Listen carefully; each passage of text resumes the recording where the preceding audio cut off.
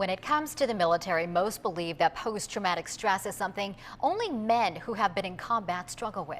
But in 5 years, the number of female vets seeking help for mental health issues has gone up 300%. New at 5, 10 News military reporter Bob Lawrence shows us how the new Aspire Center is changing one veteran at a time.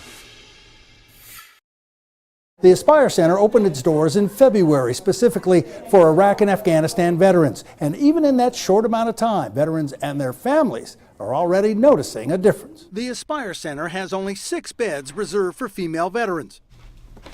Linette Davis got one, and in her own words, just in time. I ran out of money, ran out of resources, kind of ran out of hope. That was me. That was Fallujah, Iraq. Her first deployment as a Navy corpsman was to a surgical trauma platoon, like this one.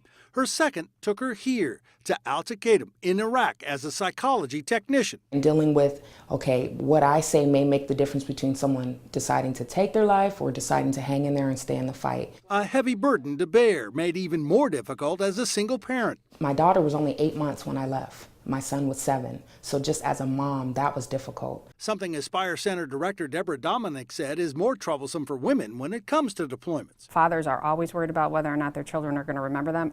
It seems to be magnified with our female veterans. For Linette, things spiraled out of control after she left the Navy in 2011. I wanted to say, okay, I have the skills to manage this, but I was overwhelmed. She battled depression and thoughts of suicide. But she's a long way from that now. Yay!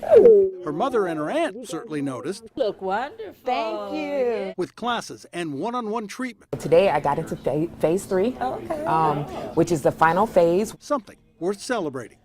Yes. This is completely different. And I think she's not carrying that heavy burden anymore. Right. Her goal, to one day open a business that no doubt will somehow involve other veterans. Bob Lawrence, 10 News.